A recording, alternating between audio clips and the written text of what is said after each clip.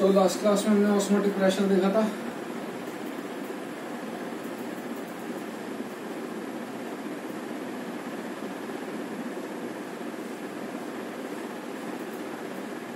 ठीक है, last class में अपन क्या देख चुके हैं, ऑस्मोसिस देख चुके हैं, रिवर्स ऑस्मोसिस देख चुके हैं, सी ऑस्मोटिक प्रेशर है ना। अब ऑस्मोटिक प्रेशर पे मैंने आपको पहले ही बोला था, ले देखिए एक formula pi equal to ICRT, I is the water factor, C concentration and molarity, R Rydberg gas constant and T is the temperature. इस बेस पे हम एक आधा न्यूमेरिकल देख रहे हैं जिससे आपको सारे टर्म्स क्लियर हो जाएंगे। कैलकुलेट ऑस्मोटिक प्रेशर यानी कि पाई है ना।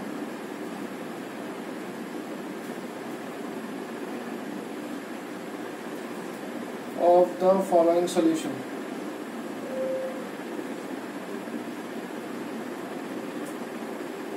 इसके दो तीन पार्ट हैं। First is what, 0.2 molar glucose at 300 Kelvin. Second, 30% W/V of urea at 127 degrees Celsius. Third, decimolar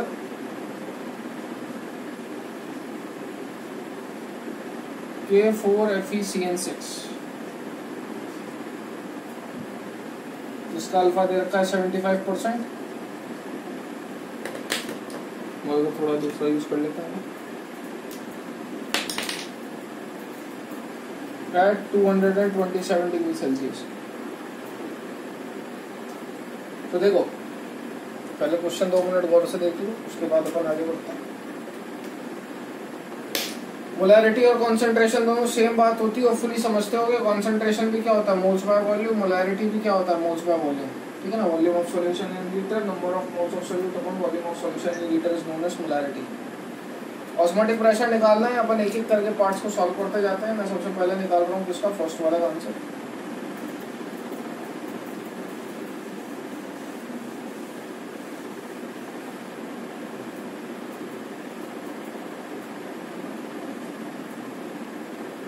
so formula तो ले देखिए यही है, पाई इक्वल टू ICRT। देखो ऑस्मोटिक प्रेशर आपको निकालना है, ग्लूकोज का डिसोसिएशन होता है नहीं तो इसका वांट फैक्टर ऑटोमेटिकली 1 हो जाएगा। सी की बात करें तो कॉन्सेंट्रेशन आपको दे रखा है 0.2। रेडियस क्या, रेडबर्ग गैस कांस्टेंट 0.082 होती है वैल्यू, होपफुली सुन रखा होगा। टेम्परेचर हमेशा केल्विन में लीजिएगा 300।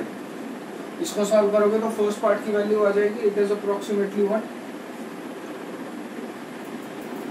4.98, जिसे आप अप्रोक्सीमेटली 5 लिख सकते हैं। ठीक है, first part has been solve.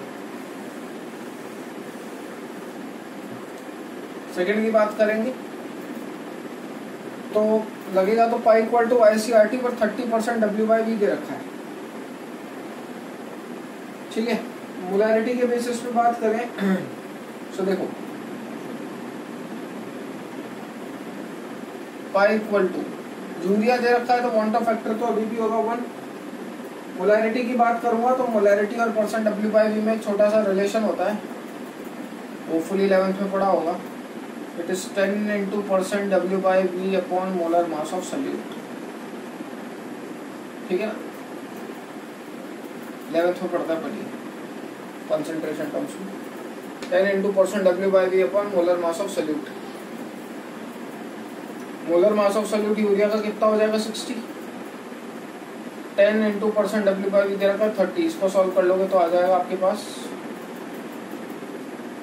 Molarity 5। तो मैं वो वैल्यू डायरेक्ट पुट कर रहा हूँ। ठीक है, आप ये फार्मूला चाहो तो लिख लेना अगर नहीं आता तो। So pi equal to 1 into 5 concentration 5, 0.082 into temperature in kelvin 127 में 273 ऐड करोगे तो आएगा 400 आई थिंक। क्लियर है?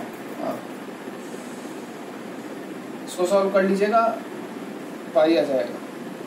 Then we will move on to next third, that is डेसिमोलर।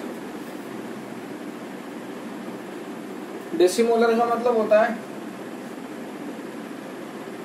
जब आप कॉन्सेंट्रेशन जो है वो 1/10 पुट करो, ठीक है।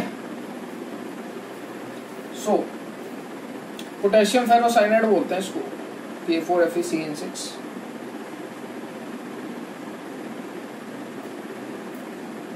ठीक है, आगे जाके कोऑर्डिनेशन कंपाउंड पढ़ेंगे 12th में ही आप लोग, तो उसमें ये जो कैपिटल ब्रैकेट है इसका मतलब होता है कि ये चीज डिसोसिएट नहीं हो सकती।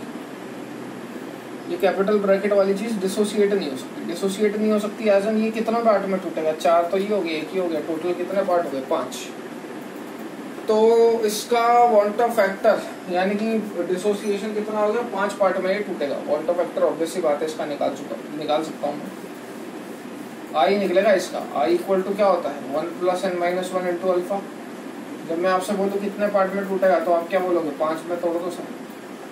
अल्फा क्या होता है, डिग्री ऑफ डिसोसिएशन। डायरेक्ट मत पुट कर देना 5, क्यों, क्योंकि अल्फा दे रखा है, कितना दे रखा है 75%, यानी कितना पुट करेंगे 3/4। 4 से ये 4 कैंसिल, आंसर इज व्हाट 4। ठीक है, तो आई की वैल्यू आ गई मेरी 4, वो मैं आई की वैल्यू पुट कर रहा हूँ, pi equal to ICRT। 227 degree Celsius मुझे टेम्परेचर दे रखा था। डेसिमोलर बोला मतलब कॉन्सेंट्रेशन की कितनी वैल्यू होगी, आई मेरा आ गया 4, डेसिमोलर बोला तो 1/10 इंटू आर की वैल्यू अगेन 0.082 इंटू 300 क्यों 500, 227 डिग्री सेल्सियस दे रखा था ना। इसको सॉल्व करेंगे देन आपके पास पाई की वैल्यू आ जाएगी। ठीक है, ये देख लें, ये अपना पूरा सोल्यूशन हो चुका उस पूरे पार्ट का, है ना। होपफुली एक एक चीज क्लियर होगी।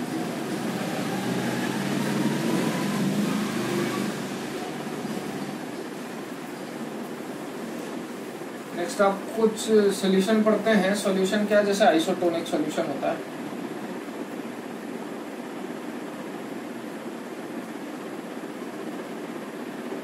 आइसोटोनिक की बात करें अपन, तो आइसोटोनिक सॉल्यूशन की अगर मैं बेसिक आपसे अगर डेफिनेशन बोलूं तो ये वो टाइप के सॉल्यूशन होते हैं जिनका ऑस्मोटिक प्रेशर सेम होता है, that is π1 = π2। Osmotic pressure same indirectly concentration से, क्योंकि पाई क्या होता है ICRT।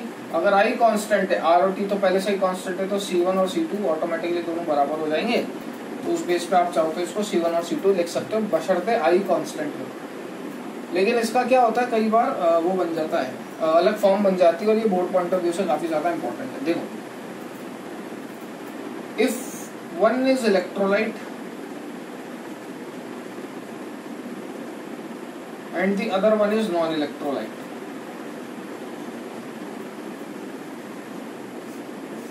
क्या डिफरेंस है इलेक्ट्रोलाइट और नॉन इलेक्ट्रोलाइट में। सो इलेक्ट्रोलाइट वो होते हैं जो टूट सकते हैं, जिनका डिसोसिएशन हो सकता है, मतलब इसके लिए तो आप आई डिफाइन करोगे। लेकिन नॉन इलेक्ट्रोलाइट वो होते हैं जिनका डिसोसिएशन नहीं हो सकता। एग्जांपल ग्लूकोज या सुक्रोज या यूरिया, उसको आप कैटायन आयन में ब्रेक नहीं कर सकते, तो इसके लिए आप आई डिफाइन नहीं करोगे, इसके लिए आप डायरेक्टली लिखोगे C2। तो इसका फॉर्मूला क्या बनेगा, I × C1 = C2। तो यही बात है, वैसी बात है, ये डिसोसिएट हो सकता है तो इसमें आई कंसिडर करूंगा मैं, लेकिन ये डिसोसिएट नहीं हो सकता तो इसमें आई कंसिडर नहीं किया जाएगा। सेकंड अगर अपन केस ले, तो सेकंड केस में मैं क्या बना सकता हूँ कि ये इलेक्ट्रोलाइट है, नॉन इलेक्ट्रोलाइट है, दोनों इलेक्ट्रोलाइट है, बोथ आर इलेक्ट्रोलाइट, मतलब दोनों टूट सकते हैं, मतलब दोनों में आई कंसिडर करना पड़ेगा। तो I × C1 = I × C2। दोनों बराबर टूट सकते हैं तो ठीक है, नहीं टूट सकते तो अलग अलग, बोथ आर इलेक्ट्रोलाइट। दोनों ही नॉन इलेक्ट्रोलाइट है, देन C1 = C2, खत्म। दोनों के लिए आई डिफाइन नहीं करेंगे, both are non electrolyte, C1 = C2, खत्म हो गया, है ना। इसी बेसिस पे न्यूमेरिकल भी आ सकता, हो सकता है वो आपको एक electrolyte they they which is isotonic with this, तो आप आप उस बेसिस पर अपना सवाल सॉल्व कर सकते हो। ठीक है,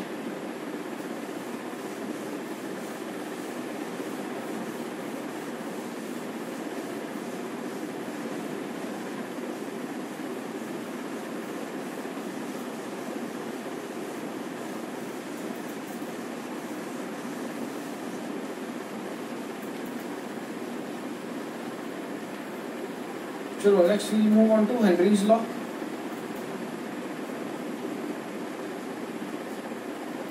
हेनरीज लॉ सीधा सीधा ये बोलता है,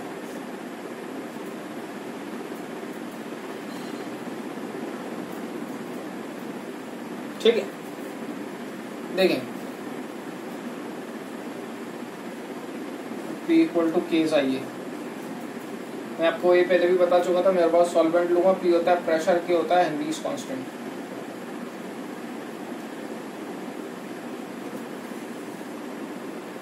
हेनरी लॉ सीधे सीधे ये बोलता है temperature decreases,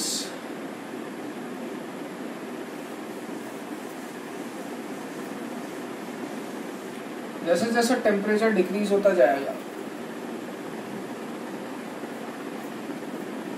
pressure of gas increase होता जाएगा और डिसोल्यूशन ऑफ गैस भी इंक्रीज होता जाएगा। ये कुल मिला के ये हेनरी लॉ, ये तो मैं कंक्लूजन निकालता हूँ।